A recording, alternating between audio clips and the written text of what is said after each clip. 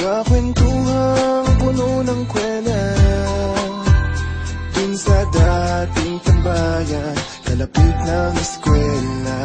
Halika, tayo nang pumunta. Ang tanging baon natin ay masarap na tawanan. Kay saya ng tambuhan, lalo na kung may kulitan. Halika na, nandun na sila. Halika na sa dating tagpuan. Halika na sa mahabang kwentuhan. Halika na, kalimutan mo na ang problema. Halika na, tayo na. Halika na, sumama ka na. Na na na na na. Na na na na na na.